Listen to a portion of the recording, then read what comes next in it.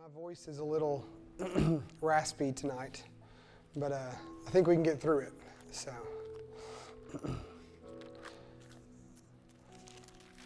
So we are starting out the new year, and I don't know if you guys caught the podcast episode from this week, but Samantha and I discussed how at the beginning of every year, you always have this new year, new me. We're going to make these resolutions, we're going to put these plans in place, we're going to do the things, and then we get through the first week of January and we're not doing any of the things and nothing's working out, and then we're like, oh, okay, just the same old thing again. You know, it's like it's something crazy, the percentage, I can't remember it, of like New Year's resolutions that fail by February. It's extremely high percentage. It's only like 9%. Yeah, like not. Yeah, 9% actually stuck through with what they said they were going to do. And that's because many times, like, we don't have a conviction of what we're trying to accomplish. Sometimes we just kind of set a resolution there. I'm just going to do this. I'm just going to do this. It's like, but it's not about what you're just trying to do. It's like, who are you trying to become? Are the things that you're doing lining up with the person that you're trying to become? And you may ask yourself, well, I don't know who I'm trying to become. Well, look at what you're doing every day, day in and day out, and that's going to tell you who you're trying to become. You may not like that if you're not really conscious of what you're doing. Well, you know, I go to work. That's good. And I come home, and then I blow my whole paycheck on Amazon, and then I order pizza, and then I stay up late, and then I go into work late the next morning, and that's kind of like what I'm doing right now. It's okay, so you're trying to become unemployed is what you're trying to become. But you see what I'm saying? The things that we do day in and day out, like that's who we're going to be. That's who we're becoming. So in this week's episode, Samantha and I discussed that, and it was really just encouraging people to ask yourself, who are you trying to become? Who are you wanting to be? And then make those decisions about where you're going.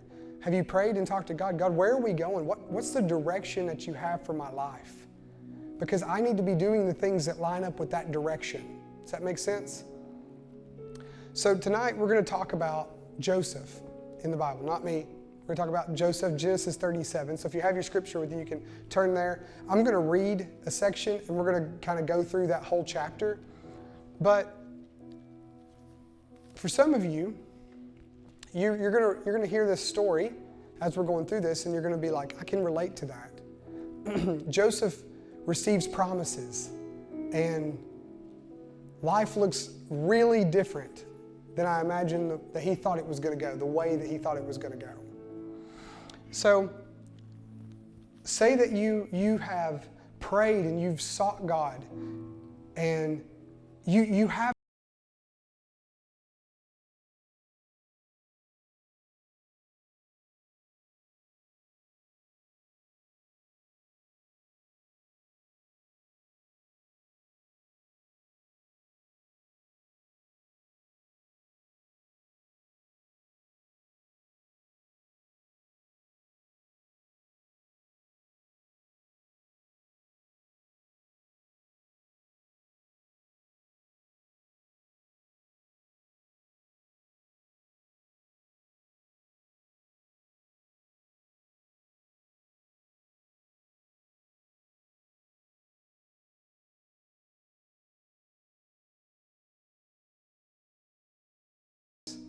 then they create this expectation of what that's going to look like.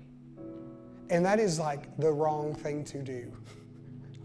So there was a time, I think I shared this a while back, I was praying about things, but I didn't realize that when I was praying about some things, I was basically telling God, like, how I wanted to see Him answer the prayer. And He finally said, I don't need you to tell me how to do my job.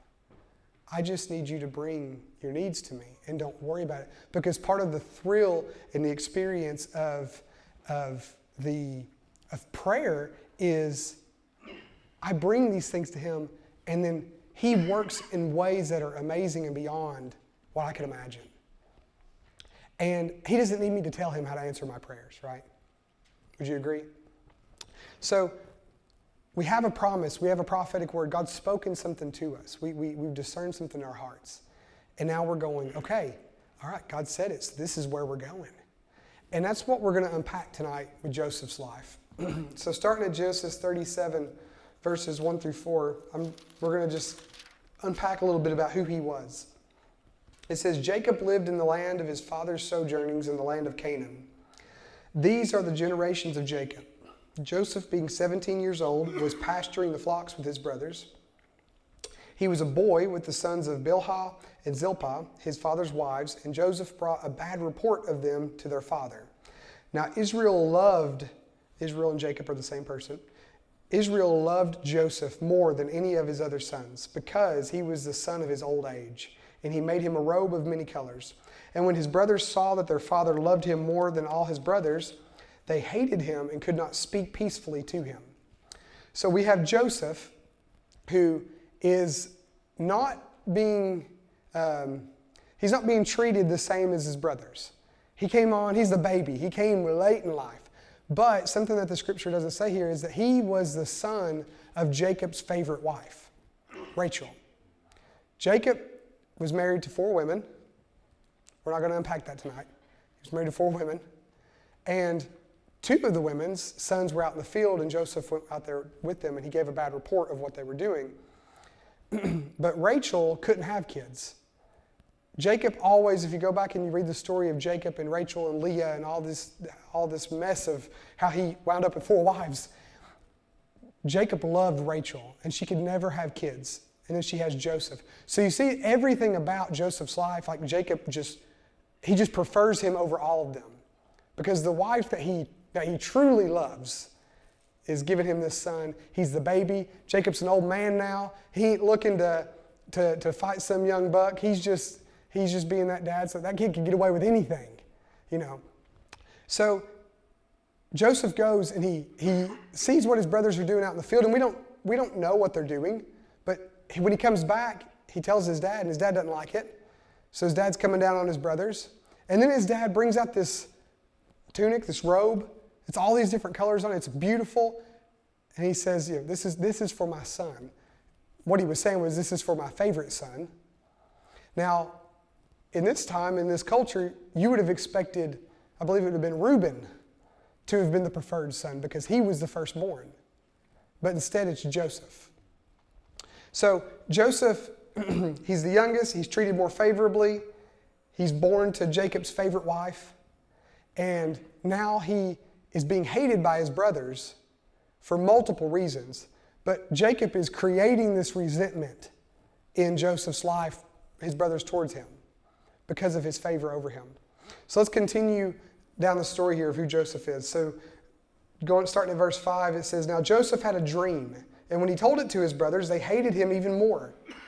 He said to them, Hear this dream that I have dreamed. Behold, we were binding sheaves in the field, and behold, my sheaf arose and stood upright, and behold, your sheaves gathered around it and bowed down to my sheaf.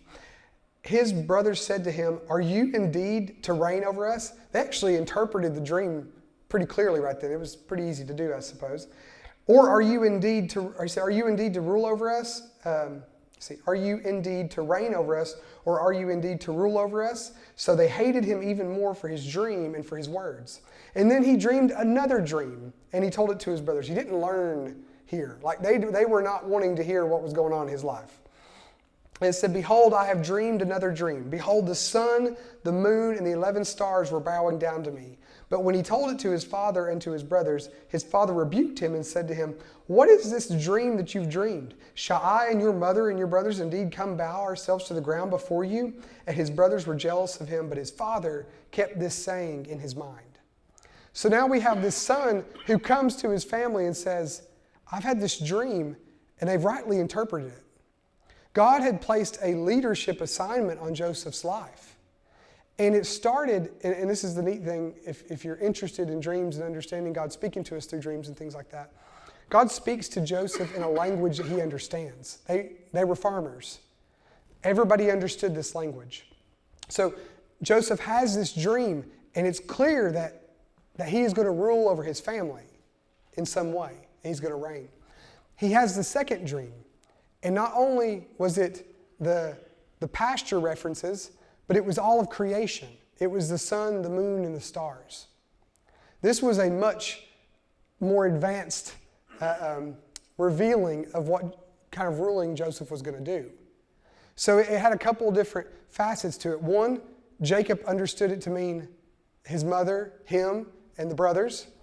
But also, they lived in a land that worshiped the sun and the moon and the stars. So, and they would have all had this understanding. They followed Yahweh, but they were in a Canaanite land. They would have understood the gods in the area and things like that. So not only was Jacob understanding that this is us bowing down to him, but this is the gods of creation are bowing down to him. And then what we know as Christians in hindsight is this was God saying that Joseph was going to be like a type of Savior for the known world. And all of creation was going to bow down to him. And we'll unpack that part of the story later. So Joseph had this leadership assignment on his life. He didn't understand it. He didn't know what to do with it. But he shared it with people who were jealous and resented him. And it didn't work out very well for him. Have you guys ever experienced that before? Have you ever had God share something with you and you go to someone, you're like, you're not going to believe what God said to me. And you share it and they just go, okay. And you're like, thought you were going to be a little more excited for me about that. Okay. I remember the first time God spoke something really, really important to me about my future, and I shared it with my family. And when I did, the reaction, and I'm not knocking them for it, but the reaction which they displayed, it just completely caught me off guard. And it kind of felt like this. It wasn't resentment, but it was like speculation, not sure about that. And I had to ask myself, well, did God speak that to me or did they speak that to me? And I had to trust that it didn't matter what was going on around me. It didn't matter what anyone else said around me. I know what God spoke to me. Joseph shared what God had revealed to him to the people around him, and they did not accept it. Because to them, he was just Joseph. He was just the run of the family. He was just the one that was, getting everybody in trouble. He was just the one that was the favored son. And now he's coming to us and telling us that we're going to bow down to him. And I've heard someone kind of break this down as though Joseph was arrogant. And I don't really get that from the scripture. I see it more as that he just kind of shared what God was saying and they didn't want to hear it and he didn't have enough wisdom to not keep sharing things. But Joseph shares these things. And in the first dream, God spoke to him in the language and he shows him this assignment and it would encompass leading his brothers. And then God shows him in the next dream that it would be to even greater degree. But now it wasn't just in Joseph's heart because Jacob said, I've kept it in my mind too. Because Jacob had enough mind of God in him because of his own experience with God that he understood something's happening here. And I need to keep this because there's a future here that I need to be aware of. So Joseph, he shared these things. There's this resentment. He knows that his family has interpreted his dreams. God said it. So this is how it's going to be, right? If you're Joseph and you share your dreams and your family hates you even more, it's really hard to see the clear-cut path between where you are and them bowing down to you. Would you agree? And what does that even look like to get to that place? What's the context at which his family would be bowing down to him? Is it because he's a dictator? Or is it because he's a ruler that they love? Because if he's a dictator, then that means that he's taken power and he's forced his family to do something. But if it's because he's a ruler that they love, now we've got a whole other dynamic that's got to change. Because right now they hate him. So in either situation, Joseph could look at those dreams and go, I don't know how we're going to get there. I don't know what it's going to look like to get there. And then when we experience those things, when we have that word from God, that promise, that prophetic word, whatever it may be, and we look at that and we go, God, I don't know how we're going to get there. And then circumstances begin to change and it begins to look like things are going in the other direction. We begin to go, well, God, you said this. but we're not going this way. God, you said this way, and I'm trying to go that way. Or, worse yet, I wasn't doing anything, and circumstances of life took me in a different way. Imagine being someone who's called to preach the gospel and pastor, and it's 1971, and you're about to go take over your first church because God's called you to be a pastor, and you open the mailbox and you just got your draft card for Vietnam. Circumstances just took you in a different direction than what the Word of God had spoken over your life. What do? Is the promise of God null and void? No. I shared that because there was an actual pastor's story where he found himself in Vietnam, but he knew he was called into the ministry and he had no idea what he was supposed to be doing. He had no idea. God, why would you tell me I'm called to be a pastor and then I get drafted to Vietnam? Circumstances took him in a different direction. What do we do when the facts of life come against the truth of what God has spoken? Let's jump down here to verse 12 in Genesis 37. Now his brothers went to pasture their father's flock near Shechem. And Israel told Joseph, "Are your brothers not pasturing the flock at Shechem? Come and I will send you to them." And he said to them, "Here I am."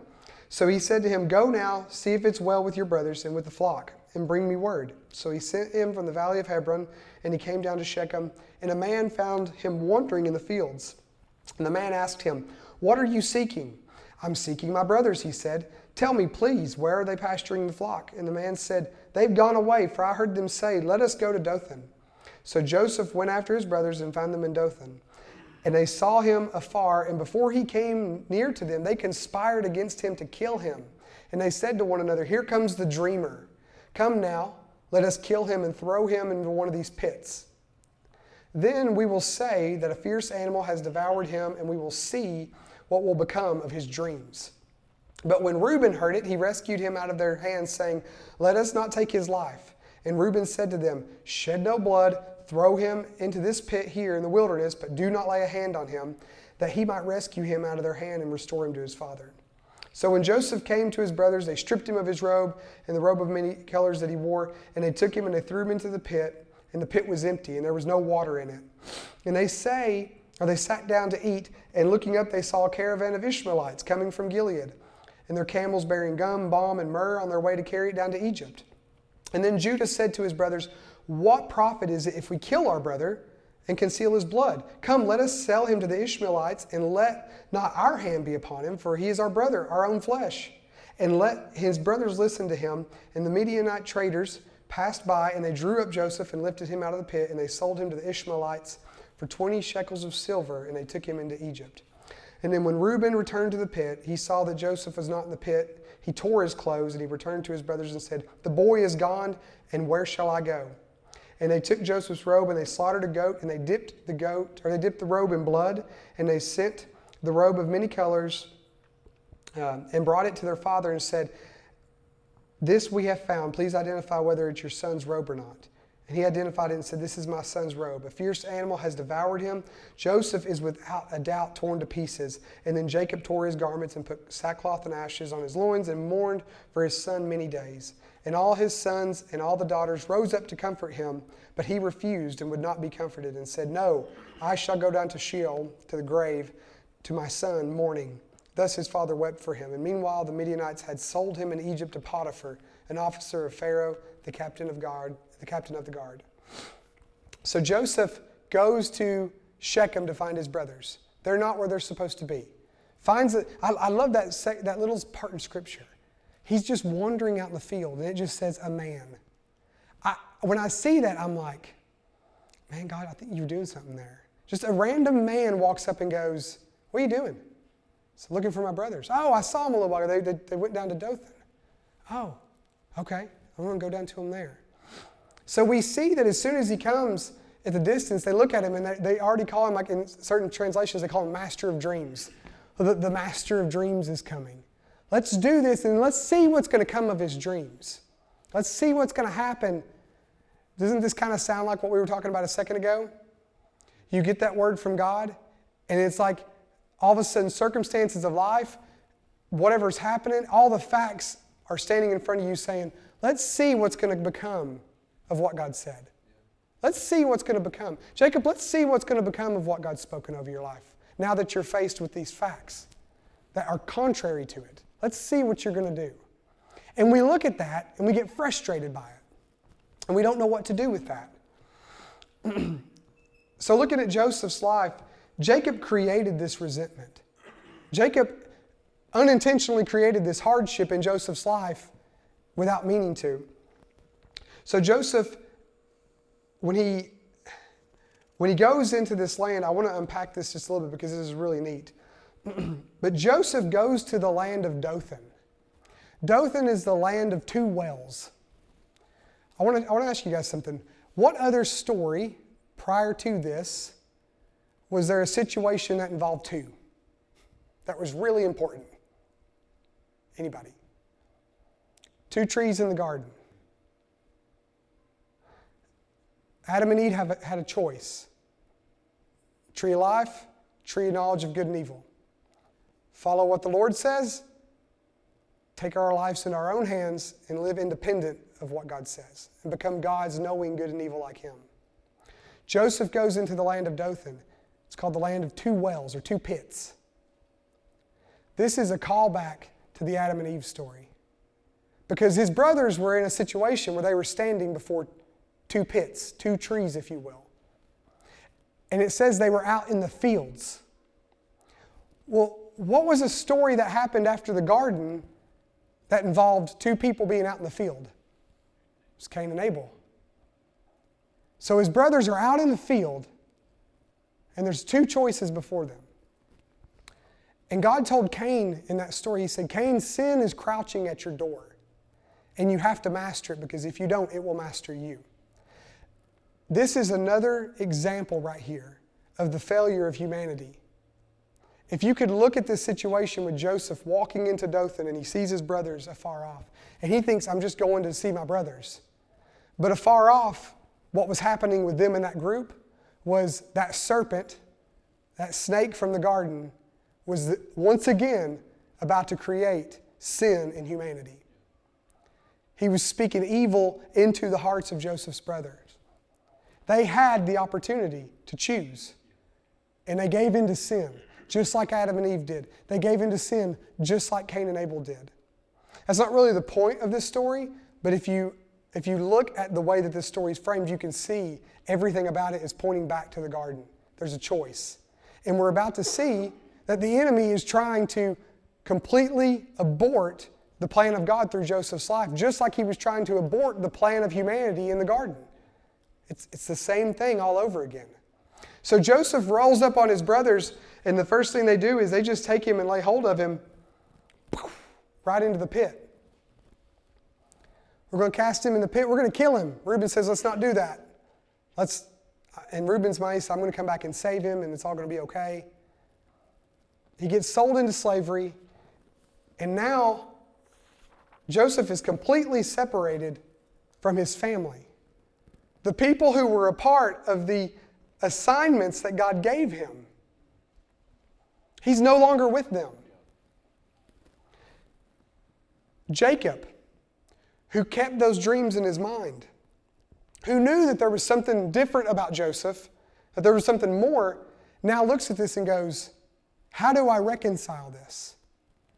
The son of the wife that I loved, the son that has these promises, the same way that God spoke to me when I was on the run, whenever I was doing my thing, whenever I learned who He was and when He changed my name to Israel. That same God that spoke to me, He's spoken to my son Joseph now.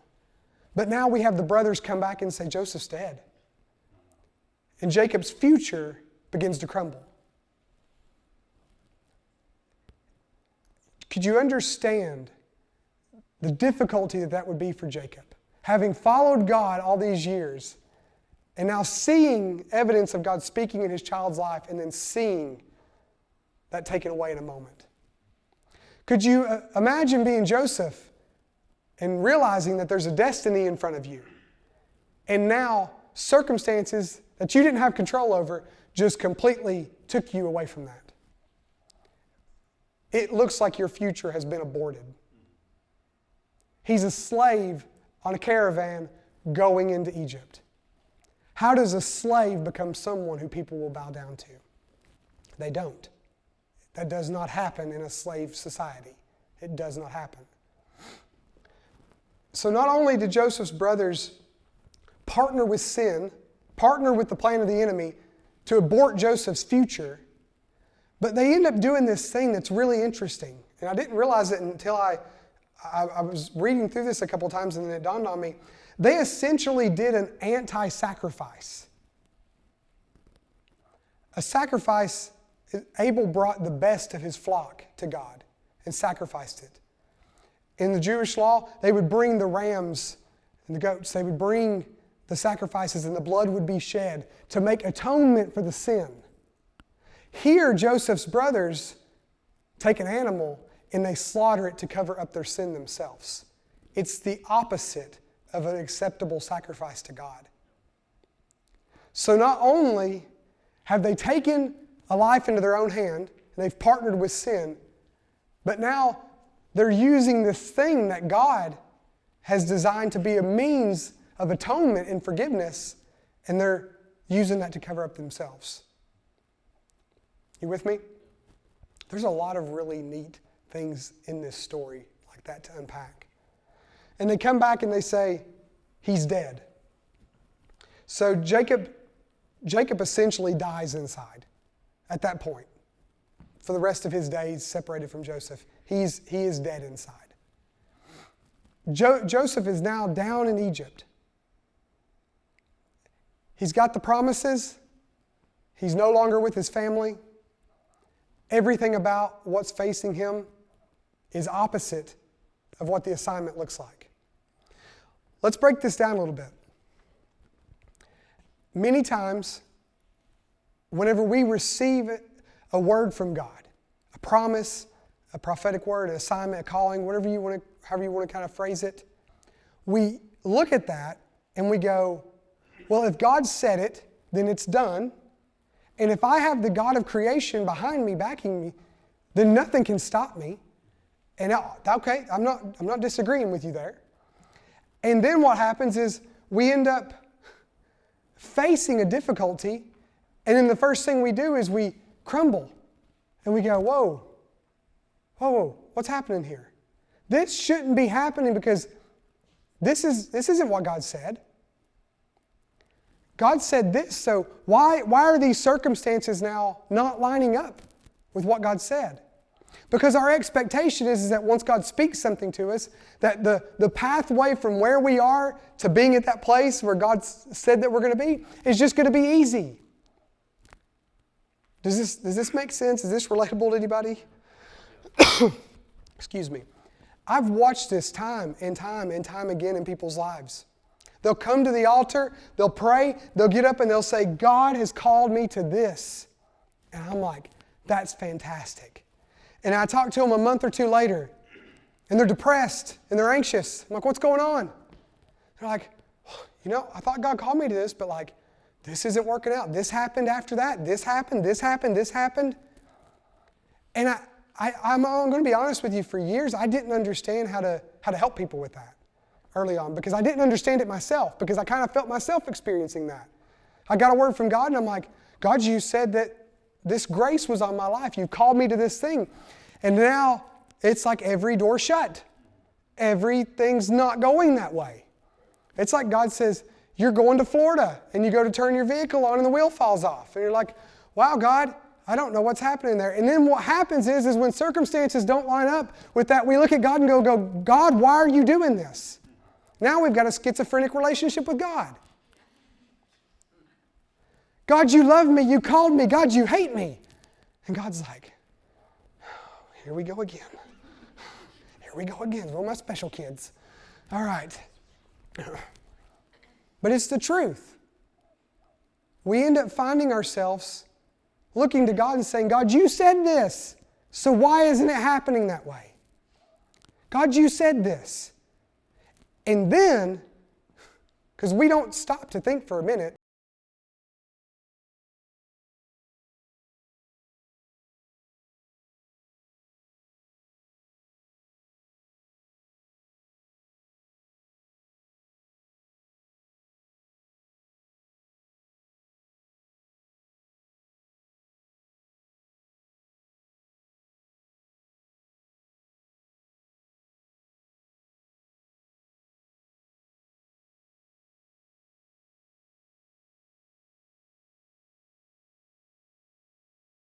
God, this ain't working out too well, and I'm not doing too well in these circumstances, so I need you to touch my life and make me into the person that can walk through this.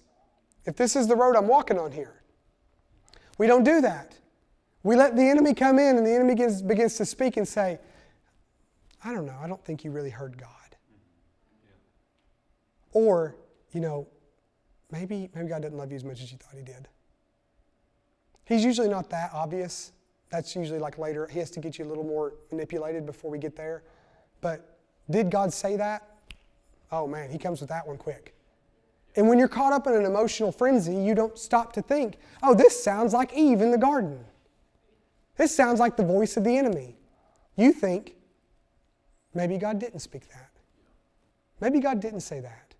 And then, instead of continuing to walk along this path, you sit down and you go, well, God, I don't know. I don't know. So I'm just going to sit here until you give me clarity on it, until you give me clarification. God's word didn't change, but circumstances affected me. And now I'm no longer walking out what He said. The enemy doesn't necessarily want to kill me. He just wants to keep me from looking like Jesus. He just wants to keep me from walking in obedience. Because if he can make another watered down Christian, that's better than a dead one. So instead of me continuing to walk and say, God, I don't know where we're going. I don't know what's happening here. But I need you to give me wisdom. I need you to help me. Give me clarity. Give me clarity on what you said. And I want to trust you that you're going to. Instead, we say, God, I'm just going to sit down because this is not making much sense. And when you make it clear to me, then I'll start going. And what you have happen is, I've seen this so many times. There's people I can think of right now who have calls on their lives for the fivefold ministry who never stepped into it because of that. Because they got a call on their life. And then circumstances came against them. And they looked at it and they said, man, I don't know. I don't know if that's worth, if this is what it's going to take, I don't know if it's worth that.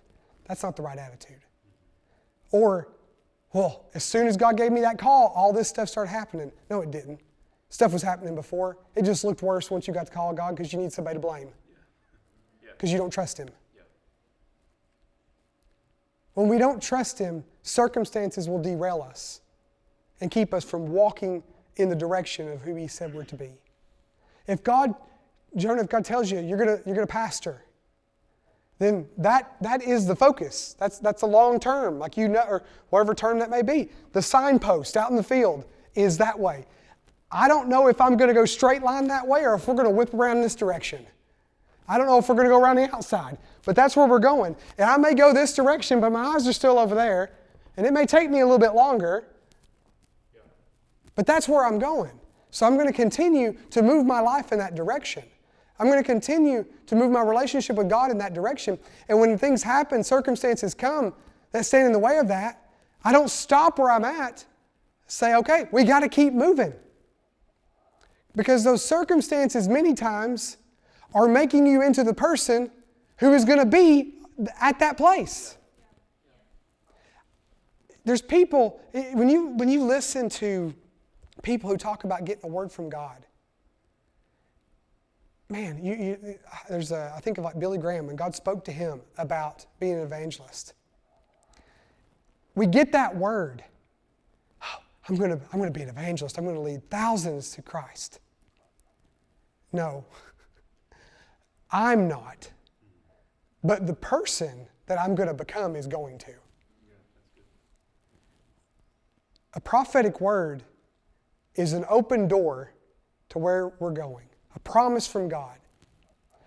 But the person I am when I get there is not the person I am who received that word. I'm going to be very different. Because circumstances are going to mold me and shape me. I'm a son of God. He has the right to discipline me. That's not in anger. That's for my good, to form the image of Christ in me. He's going to mold me and He's going to shape me. But I have to keep my mind focused on the right things during that molding and shaping, or the enemy will hijack my mindset and I will begin to question God. And I want to be really serious about that, because many times when circumstances begin to happen that aren't lining up with what God said, we will say things like, "This is God just testing me." If you get in a car wreck and almost die, it's not God just testing you. God doesn't do things to try to kill us. Circumstances in life may have put you in a car wreck and you almost died. Doesn't change the fact of what God said. The way you come through that, though, will determine the molding and the shaping that God can do in your life through it. Doesn't mean that God destined it for you. Doesn't mean God willed it for you. But God will take circumstances and situations and He will use them to His good. Okay? Are you with me? Okay. Because what happens is sometimes people will get sick. And I'm very serious about this. They'll say, "Well, God's just teaching me something through this sickness. He's just molding me and shaping me." It's like, no. Sickness is of the enemy. Sickness is of the enemy, and Jesus came to destroy the works of the enemy. So if it's trying to kill me, I'm not going to look at God and say, "God, you put this on me to try to make me into that person you need me to be." That's not what I'm saying. But I'm going to look at that and say, "God, the enemy's trying to kill me. But you're going to bring something out of this.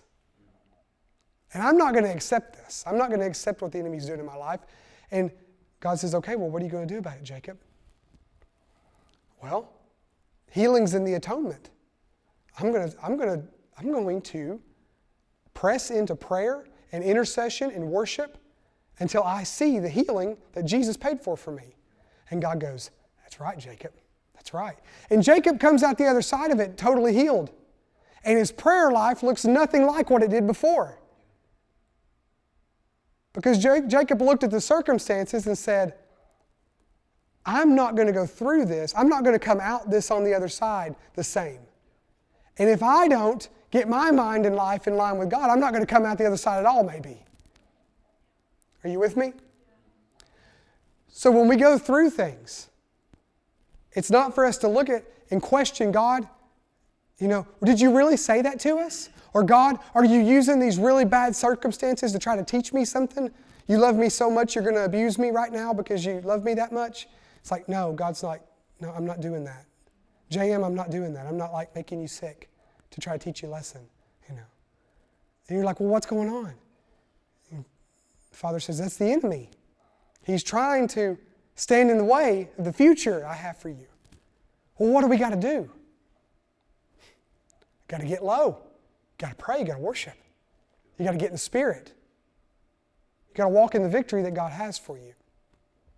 You got to have the mind of Christ and not let circumstances derail you from what God has said in your life. Joseph's future looked aborted to him and Jacob. Supposed to be a ruler, supposed to be a leader.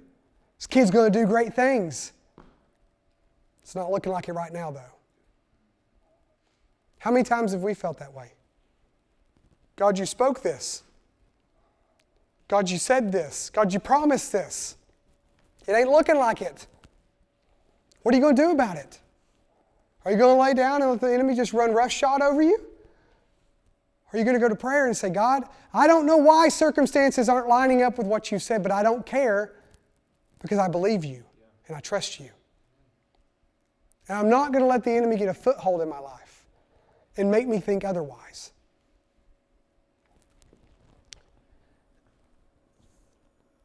When we encounter trials, we begin to wonder if God really said it. I imagine that Joseph did that same thing. I imagine that he was in that pit, was going down to Egypt and was going, "God,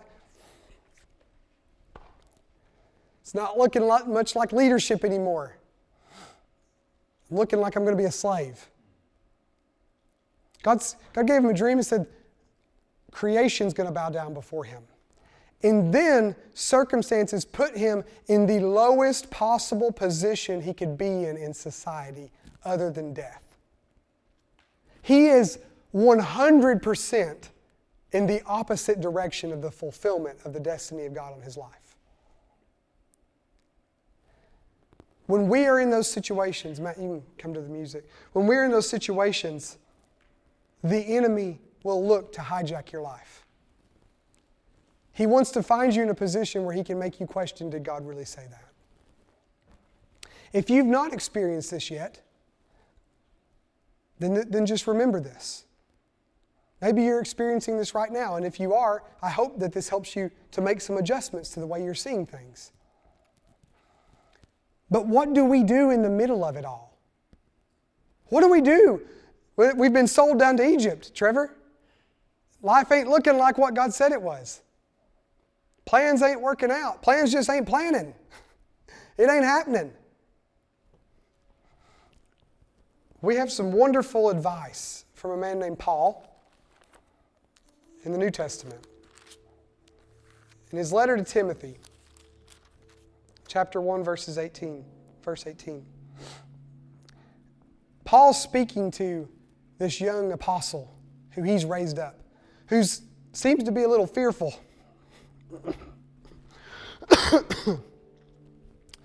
And he's unsure. And Paul's trying to encourage him. And he tells him, he says in verse 18, he says, and this charge I entrust to you, Timothy, my child, in accordance with the prophecies previously made about you, that by them you may wage the good warfare, holding faith and a good conscience. By rejecting this, some have made shipwreck of their faith.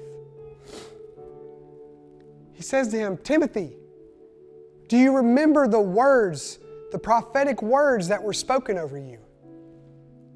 I understand you're in Ephesus right now. And you're leading that church in Ephesus, and it's not going well. And you're unsure about what's going to happen, and people are looking at you because you're really young, and they don't know if you're really called or not.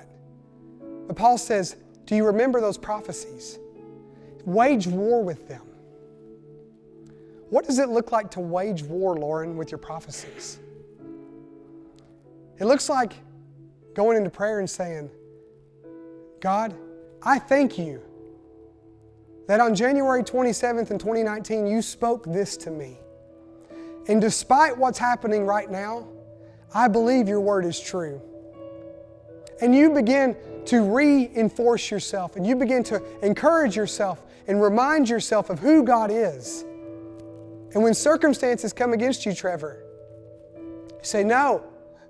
God, I remember when I was reading in James that Saturday morning, and you said this to me. And I knew it was your word. God, I thank you that this is not going to dictate my future. That your word is still true. And I'm going to rest on it. And I'm going to lean on it. And I'm going to rely on it. Despite what circumstances look like around me.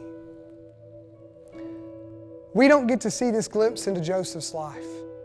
I don't know what it was like for him to drive or to ride in that caravan down to Egypt, but I can't imagine it was good. 17-year-old boy being sold into slavery. And he gets there and his life's totally, it's totally changed. But Paul, speaking centuries later, says when you are in that situation where the circumstances in life are not lining up with what God said, remember what God said, encourage yourself and stand on it. Michaela, that looks like when you walk into the situation and everything about the situation is contrary to what God said, you sit there in peace and you go, God, I don't know how you're going to do this, but I know you're going to do it. I don't know what it's going to look like, but I know what you said. And I'm not going to let that take my peace. I'm not going to let that scenario, that situation change who I am, because I'm going to trust in you. If you feel that you've been like Joseph and you've been sold into Egypt, then I want to encourage you that the thing that the enemy might be trying to use to kill you might be the very thing that God is actually going to use to reveal himself in you. That's not fun. Circumstances aren't fun. Circumstances that are contrary to what God said are not fun because they challenge what we think about with reality. But every time that I come into that situation, Trevor, and the facts of life are contrary to what God said, I find myself in the garden with two trees. Once again, am I going to choose to believe what God said? Or am I going to choose to let the facts speak to me and take matters into my own hands? For many people, that looks like, I just don't understand, so I'm going to sit down. I'm just going to sit here until God says something. For other people, it's, no, this is too much, because they think God's doing this to them. But for others, they look at that and they go, this is an opportunity. Scripture says, don't be concerned about the fiery trial that you're going through. Because understand that trial is going to bring patience and goodness. It's going to mold you. It's going to shape you. You can't purify metal unless you put it in the fire, and the impurities have to come off of it. What the enemy means for evil, God will turn for good. But do we have the mind of Christ enough to understand and to discern the situation and to be mature enough to continue to walk after the Word even when the circumstances don't line up about it? Are you with me? I say this because if you are making any effort at all to become the person that God is wanting you to be, the image of Christ formed in you, you are going to experience circumstances in life that are going to come against the truth of what God said. It is going to happen. And how you handle it determines where you're going to go. It's not enough to say, I'm going to make some nice New Year's resolutions. I'm going to make a new plan, new year, new me. I have to have a conviction about the man that I'm trying to become. You have to have a conviction about the woman that you're trying to become, the place that God's taking you. And when the circumstances come against that, you look at that and you go, I don't know if I'm going around it. God's going to do a miracle and we're going to part the sea. I don't know if I'm going into the furnace and there's going to be a fourth man in the fire and God's going to purify me in the process. I don't know what it's going to look like for me to get through this, but I'm going to trust Him, and I'm going to understand that everything in life God is going to use to make me into that person to walk out who He's called me to be.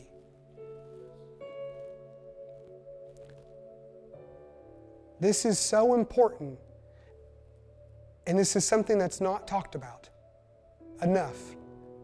Because for me, when I first came into the church, I started, God, what are you calling me to? What do you got for me? And instantly, it felt like life was just totally out of sync with what I felt God was saying. All it did was create confusion. Because in my mind, the way I feel like I'd always heard it was that if God says it, it's done. It's going to be smooth sailing from here.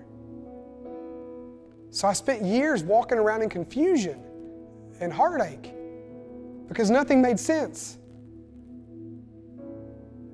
Until I realized that those things that were standing in front of me, God was going to bring me through. And when God brought me through them, the person that came out the other side was going to be more like that person that God said I was going to be with each step. Every barrier, every circumstance, it's an opportunity for God to mold and shape. We handle different circumstances differently. If it's sickness, then I'm not going to lay down and say, God, you're just molding and shaping me with this. I'll just take it for as long as I have to. No, that sickness is there to make me into a prayer warrior. The enemy brought it for evil, trying to kill me. But I'm going to get in the Word and renew my mind and learn about the healing that God has promised me.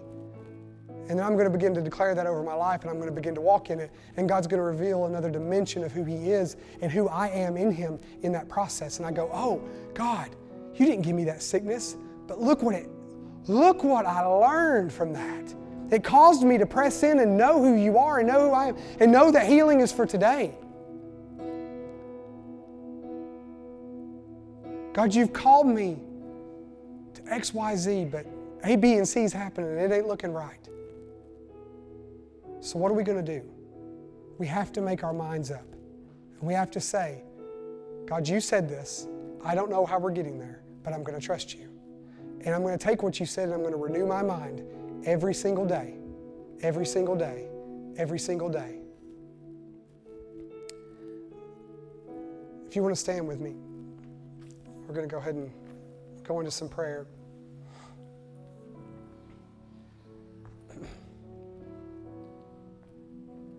It's my goal, it's my job, it's my heart to see the image of Christ formed in each one of us in this room. To see the fullness of who Jesus is in you, Michaela, and you, George. It's why we're here. And to come alongside you and to hear what God's speaking into your life and to hear where God's directing you and get to walk with you in that is awesome. But the thing is we have to walk it out. Life's not going to be a bed of roses. It's not going to be pretty all the time. And that's okay. But how do we face those circumstances? So if you're here tonight and you're thinking about maybe some things that God has spoken to you over the years and it doesn't quite look like things are moving that direction, and you've been unsure, maybe you've sat down a little bit and said, God, I don't know what's happening here, so then I want to say the altar's open for you to come and say, God, renew my mind. Let's start fresh here. If you're in the middle of something and you need people to pray with you, then grab a couple of people and say, I'm waging war for my future right now, and I need some people to come alongside me. The enemy's not going to stop being the enemy, Jonah. But just because he's doing what he's doing doesn't mean we stop walking out what God has spoken to us. If you need prayer tonight for healing, for anything, I want to encourage you to come and we'll pray for you. If you're here and you don't know Jesus, then I want to encourage you to come so I can introduce you to this God that loves you. This God that gave His life. He had one singular focus when He came to this planet, which was you, which was the restoration of all of humanity. You, creation, everything. He's a God that loves you. He's a God that's for you. He's a God that has a future for you. If you don't know Him, then I want to introduce you to Him. The altar's open, and as we go into worship, I just want to invite you to come.